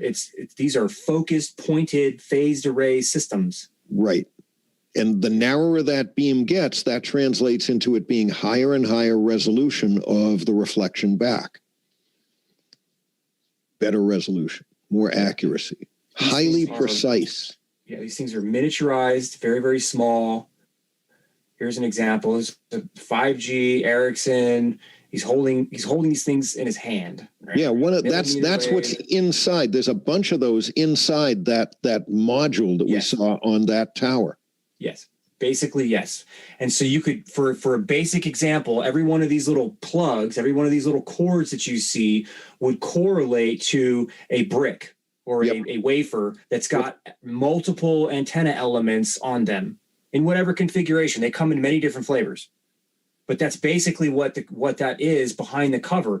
And the solid cover that you see here, that's just weatherproofing. And furthermore, they can make this stuff weatherproof and make it out of what they call metamaterial, which allows greater focusing and greater accuracy. So what that means is that with the right type of material, you can look this up, what a metamaterial is. If it's made the right way, they can actually use a lesser amount of antenna elements and allow for a much more focused beam. So they don't need as many beams to get the right focusing characteristics that they're looking for when they want to send radiation to a particular area. And they can do this with metamaterials. And so it's not just a plastic cover. There's a lot of science and a lot of technology that's built into the covers themselves that are a weatherproofing and a focusing mechanism for these radiating elements that look like this. And then you can see, there's imaging out here to kind of show you how this stuff works. These are basic diagrams of what this stuff does in the invisible outside of the light spectrum. So we don't see it, but it's still there. Radiation, directed, focused radiation. Look at all those patterns. Yeah.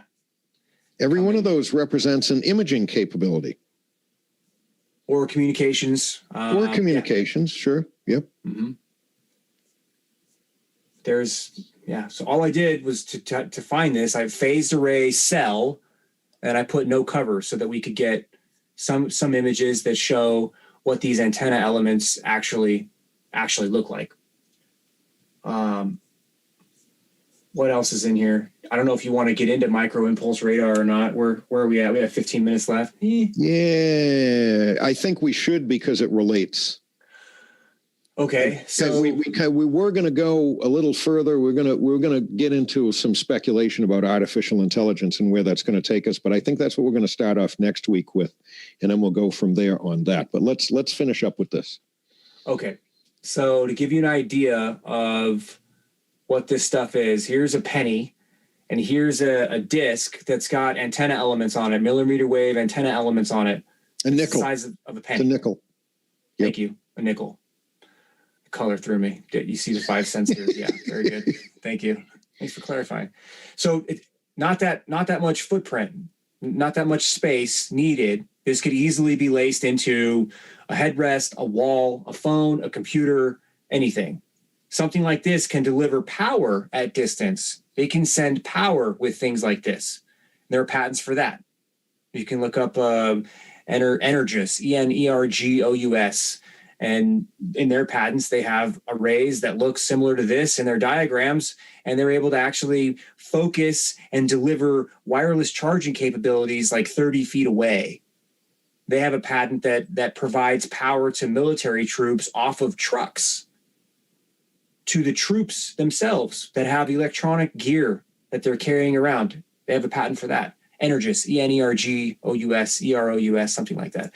But for the sake of what we're talking about today, surveillance, this micro impulse radar, it's chirp radar. It's just another way to send the electromagnetic signals. They have this stuff in phones. Can be in a cell phone, smartphone, personal data assistant, pager, tablet, can be in any of these things. And all we mean by pulsed radar, chirp radar, is it is just putting out little blips. It would sound like a chirp, and that conserves power. And it also, because the speed of the electronics interpretation of the chirp is so fast, it only needs to be a very, very quick chirp. Yeah, it's basically just applying voltage to a frequency generator and having it emit a frequency at a particular voltage. There's not a lot of signal shaping there. They just change the pulse amplitude and the pulse duration. It's raw, but they can send data that way, and then they can image that way. And so they talk about a device being able to use micro impulse radar as well as other components in the device, like your GPS or other things, to help create a full sensor platform to understand what's going on in the environment. So it says that this thing, probe pulses, right? Probe pulses can be sent out and locate things that are peripheral to the personal device. They can understand backscatter from the probe pulses, which is just basically energy that bounces off of things that aren't necessarily used for communications. It's just energy that's wasted when an antenna transmits energy. They can understand that and make sense of it. It talks about understanding the strength of the response, the direction of where it came from, where it's bouncing off of, the spectral characteristics, what the frequency is, what the frequency combinations are, and how they relate to each other. You can send unique signatures by sending more than one frequency in a pattern, a known pattern. The polarization, what direction, up, down, left, right, 360 degrees, and the Doppler characteristics, what the reflective characteristics are. All of these things mean something. So this information corresponding to logic functions, right? So just data tables, they can include, which means that they can cross-reference this stuff to understand one or more things like your body size, your body mass, how tall you are, your body shape, what your posture is, your body permittivity, how much muscle versus fat, how dense are your bones, how large are your organs, anything you carry on you, money, wallet, keys, a wallet chain, belt. Are you wearing Levi's or yoga pants? Well, if you've got rivets on, chances are you're not wearing yoga pants, that kind of stuff. Detectable body ornamentation, a belly button ring, a toe ring, a wedding ring, earrings, a necklace, nose piercing, any kind of a characteristic movement. Do you have a limp? Do you walk with a strut? Do you shuffle your feet? Your heart rate, your intracyclic heartbeat, your unique biometric signature. These are all unique signatures that can then be cataloged and define and identify you as you versus the person standing next to you because you wear the same wedding ring, because you wear the same necklace, because your heart beats a particular way, because the electromagnetic energy passes through and reflects off of your body differently than the person next to you. Breathing rate, the rate or magnitude of inhalation, the rate or magnitude of exhalation, a tremor, right? Tremor of all or part of your body. Intracyclic breathing. Do you breathe constantly, or do you take a breath and wait a half a second? Is it 3/4 of a second? Is it 7/8 of a second? Location of a user relative to the personal electronic device, 5 feet away, 3 feet away? Is the device in your pocket? Is the device 20 feet away? Is it somebody else's device? Is it some stranger's device that you don't even know, but it's surveilling you because you're on that list that we talked about earlier? Right. A location of a plurality of persons. So one device can understand, identify, classify, quantify, identify more than one person relative to where that personal electronic device is. Right. It'll take it a little bit longer to do so, but it'll be able to. The DoD wants to be able to do it in 2 seconds or less. Yep. Courtesy of Amazon. All to be assisted by the ever accumulating catalog of personal characteristics of individuals. Yeah. Being done now, being cataloged. Do you guys realize we're being cataloged now? We're already cataloged. It's already done. You're known. You're known. You can believe it or not, but that's my opinion. They know who you are, whether you've done anything that's quote unquote noticeable or not. You're known. There's a reason why they're putting mobile devices in every child's lap. Yeah. One line of defense to this is, okay, don't have a smartphone. Well, how are you going to live without a smartphone? How are you going to live outside of a Wi-Fi field? How are you going to live outside of a cell tower range? Right. You're not. And we're not even talking about satellites. You can't just go hide in a hole somewhere because the globe is now enveloped in surveillance technology. There's no getting around it. And you know how it works. The larger antenna at distance zeroes in on a potential zone, and then the personal device gets the high resolution readings and control. Yeah. So another one, same family, micro impulse radar, right? Understanding stress conditions. So this gets more into the specifics about how they utilize and understand heartbeat and breathing. And this thing can be configured to determine the size of a person or relative size of anatomical features of a person in the region. It can be configured to determine the presence of an animal in the region. So your cat isn't even safe. Nope. They understand. This is about omnipresent total information awareness. You can look that term up. TIA, total information awareness, and that's what this contributes to. Can be determined. It can be configured to determine or infer the orientation of a person, such as the direction a person is facing. Can determine one or more physiological aspects of a person in the region. It can determine the presence of a personal appliance like a cell phone, a PDA, a metallized object like a credit card, smart card, access cards. It can infer the gender and the age of one or more persons based on the return micro-impulse radar data.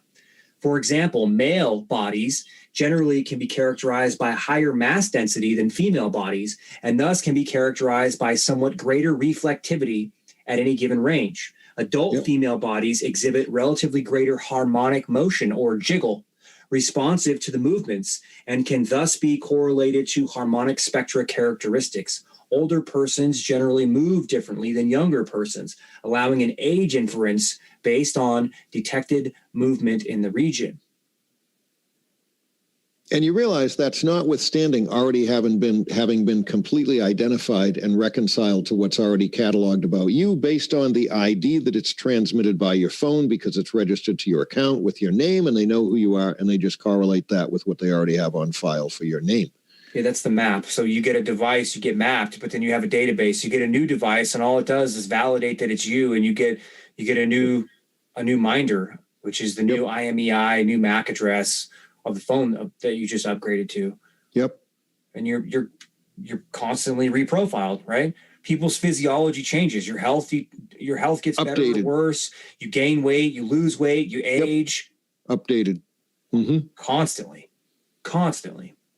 Yeah, Robert threw the question out there. There's a lot going on now, right? A busy nation. That's what we covered earlier in the show, Robert. If you go back, we were talking about all things Washington, D.C. earlier in the show. And the reason why we're kind of harping on this piece right here is because we spent a great deal of time looking at the fencing and the crowd control, vehicle control, access control, and the fact that D.C. now looks like a military installation, because quite frankly it is. And then we migrated to this idea of surveillance and started looking at the nuts and bolts of what surveillance looks like with what we can identify and find with publicly available information. And how powerful and how accurate it really is. Mm-hmm. And we're spotlighting DC right now, but don't think that this doesn't happen in any city in the country. I mean, it's it could be done anywhere. Any house in the country. In your house, that's right. Yeah. Where are we at?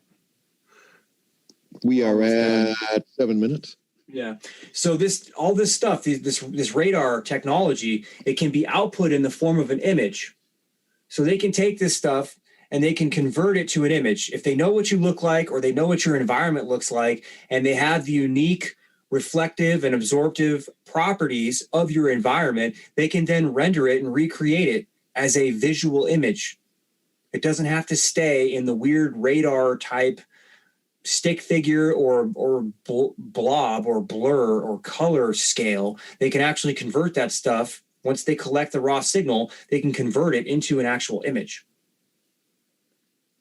You can understand and determine the demographics of one or more persons in the region with this kind of radar technology. Well, there's software out there that people use on their desktop for imaging. There's one of them called Blender, in which you create a wire frame and then you can animate or rotate or move that wire frame.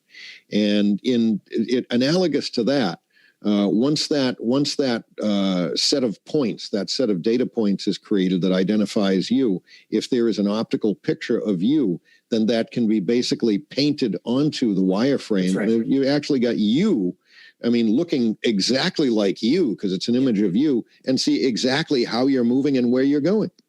Yeah. As well as whoever else you're with in a group. Multiple heartbeats can be identified in the region. They can distinguish between more than one person's heartbeat simultaneously. Yeah. So what else is in here? They can, this is interesting. They can use data processing, right, to understand the edges of an object in a region. Robert just said, hey, they found one guy walking around out in Utah. No real charges, just out walking around again. Well, we won't tell anybody where anybody lives. Yep, sorry. That's fine. So they can understand edges. They know what the perimeter or the border of an object is, and they can correlate it to an object in a database. The edge of an object in a region can include a line corresponding to an outline of a head or a torso, the cardiac spectrum. That's an identifier right there. Mm-hmm. Movement characteristics of a young adult male. The shape in the shape database can include the outline of a head and a torso, cardiac spectrum, the density, and the movement characteristics of a young adult female, and or the head, torso, outline, cardiac spectrum, density, and movement characteristics of a generic human. Mm-hmm. So it's just a matter of resolution, of granularity, and whether or not your profile is specific enough that they can identify you efficiently. Exactly. Whether they can successfully paste it, they come up and they identify, okay, it is a human. It's a generic human. Now they try to paste in characteristics that fit, which could be you or me. Yeah. So the object can include determination of, it was up a little bit. I don't know if it was important. The object can include determination of a number of persons in the region. The shape database can include outlines, cardiac respiration data density for plural numbers of people. Okay. Yep. Got it. So here's where this stuff is good for. And this is kind of appropriate for where we're at. The region can include a region occupied by a succession of persons. For example, it can include security checkpoints in a publicly accessible area. Yep. Alternatively, the region can be a limited access or private area. For example, the radar system, can be used to provide primary monitoring of persons passing through a security checkpoint, or it can be used to provide secondary monitoring. For example, persons who have already passed through a physical-based security checkpoint. Exactly. Now, doesn't this sound a little bit like DC? Doesn't it sound a little bit like what we got getting set up there? Yeah, but this stuff is in your phone just as much as it's erected on those towers that we've been looking at. Right. And it's all done with software. As long as you have a transmitter that can manage whatever the software is telling it what to do, if you have a transmitter nearby and it's connected to the cloud, then this software potentially can touch those transmitters, which means that they can extract this information from something like your phone. Regions can include an airport security checkpoint, a security checkpoint in a federal building, an entry point to a military demarcation zone, lobby of a bank, the vicinity of an automated teller machine, a store shoplifting deterrent region, an area prone to vandalism, an area prone to theft, a parking lot, a hospital, a retail store, a gas station, a restaurant or a bar, a club, school, a home, a business, an entertainment facility, or a sports facility. And it all boils down, folks, to whether or not there are antennas nearby that can transmit the appropriate frequencies to get the resolution needed to uniquely identify some biometric signature, whether it be your face print or your skeletal structure, the way you walk, your heartbeat, your respiration, which can then provide information like your emotional profile and specifically identify you as you versus anybody else without the need for a camera. This is done with electromagnetic energy, something like out of a cell phone. So now, does this put things in a little bit different perspective wherever we see not just your ubiquitous phone, your smartphone, but where we see a large concentration of technology, antennas, barriers, boundaries, checkpoints, setups to channel people in a line, in a sequence, so that they can be imaged one by one or two by two, okay? Doesn't it put a whole different perspective on what can be done? And it's all there. All the stuff is there. Yeah, it is fascinating, Light Switch. Totally fascinating. It's freaking scary, too, but it's totally fascinating. Yeah, good picture. Right. You just don't think of it when you walk somewhere. I think our way of thinking is going to change, but it's not previously natural to me to just be thinking wherever I walk and wherever I go that I'm being quantified, qualified, profiled, imaged, cataloged, categorized, and monitored. But that is doable, being done, happening now. Good times. Good times. Oh, last words from anybody out in the chat. We've reached the end of our time. We're gonna start off next week with just a little bit of a speculation about artificial intelligence and where it's going to take us. We may get back to this too, depending on what events are that transpire over the course of next week. We may continue on this tangent, and it's actually not even a tangent. We'll continue on this topic, and based on events as they may or may not unfold, because they do relate. So, last words. Yep. Yeah, let's just hope the events or the posturing in DC is a tangent and not a new normal. Well said. Well said. All right, take us out. Thanks, everybody. TMC, I introduced us. You please extraduce us, and thanks, everybody, for joining us. We do this every week. Please come back and join in. You're all part of this. Yeah, like or subscribe, whatever stream you're watching. If you have comments, suggestions, questions, leave them in the comment section on the appropriate platforms. You can go to humaninternet.org, and at the bottom of each of the web pages there is an email link there. You can click on that. You can send questions that way, should you choose to do so. Something to that. I know you were given the last words. I just want to add one thing. We're going to be we're going to start streaming on some other platforms. Go to humaninternet.org. At any point in time, any YouTube channel could be taken down. It has happened. So go to humaninternet.org and you will find directions to get to whatever streaming platform we might be on, in addition to this one, if it still exists. So anyway, thanks, guys. Talk to you later. Have a good week. Stay tuned. Eyes alert. No fear. Good night.